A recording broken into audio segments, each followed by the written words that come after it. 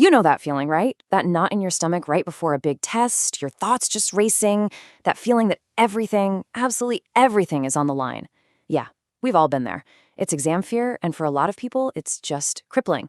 But what if we've been looking at it all wrong? So we're going to explore the answer to this one. Very simple question. It's a problem that millions of students face every single year. But the solution? Well, it's not about study hacks or memory tricks. It's about a massive shift in how you see everything. You see, the response she got was from the spiritual teacher Sadhguru, and it just cuts right to the heart of why we feel all this anxiety in the first place. And it offers a totally different way to approach not just your exams, but learning itself. Okay, let's dive into this. So, first things first, what is exam fear, really? We usually think it's a totally natural response to a high-pressure situation. But from this perspective, fear isn't actually about what's happening right now, at all. This quote just flips the whole problem on its head.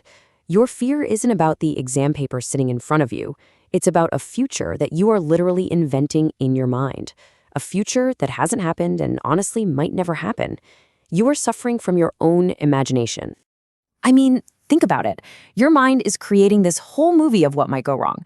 But you could just as easily aim your imagination at the reality that's actually waiting for you right after the exam. You know, the freedom, the relief, that amazing, well-deserved vacation. Fear, in this sense, is really just a misuse of your imagination.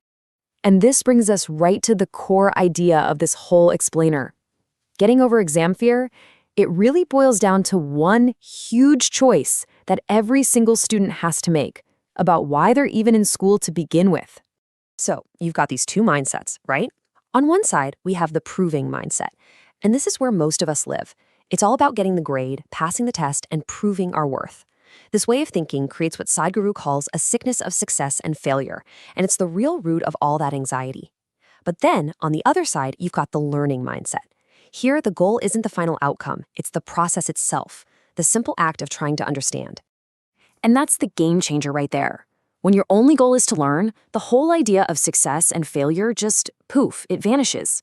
It might take someone else a day to get a concept, and it might take you 10. Who cares? It doesn't matter. The only thing that matters is that you keep on striving. Thinking this way also completely changes the whole goal of studying. Society is constantly telling us it's all about memorization, but that's a trap. Look, the purpose of education isn't to turn your brain into some kind of hard drive that just stores facts. Whether you're studying physics or biology or history, you're not just learning a subject. You are learning about different pieces of life.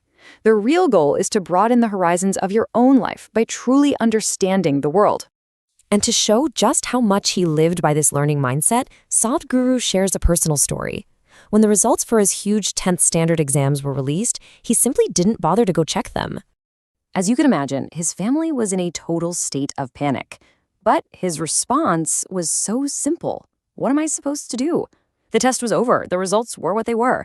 His focus was already on what was coming next, not on proving something that was already in the past.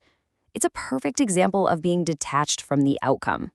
But this all leads to a much, much deeper point. The exam you're writing on paper, that isn't the real test. The real test is a test of your character, and it happens right there in the exam hall. This is a situation every single student knows so well. You're going through the paper, you answer the questions you know, and then you hit a wall, an empty space on the page. What do you do in that moment? Because that's when the real test actually begins. The temptation to copy, to cheat, it's huge. But the advice here is crystal clear. Do not start your life with deception. And this isn't just about being moral, it's actually practical. Learning to be straight with life, even when it's really hard, builds a foundation that's going to help you stand up to much bigger challenges later on. So, here's the crucial point. It is far better to accept a score of 35% with your integrity totally intact than to get a higher score through cheating. That number, whatever it is, it's temporary. It will not define the quality of the rest of your life. Let's just pause on this for a second, because this is probably the most important takeaway of all. The numbers on your report card, they're fleeting. But the character you build, the integrity you hold on to under pressure, that is the true foundation for a good life. Okay, so we've broken down the whole philosophy. Now, let's make it real. How can you walk into your next exam with this brand new perspective? Here it is, the new path in 3 simple steps. First, you have to consciously make the choice every single day to be a learner, not a prover. Second, shift your study habits away from just memorizing stuff and towards a genuine effort to understand the material. And third, the most important step, protect your integrity like it's your most valuable possession. Because, well, it is. And with this mindset, you can actually be free.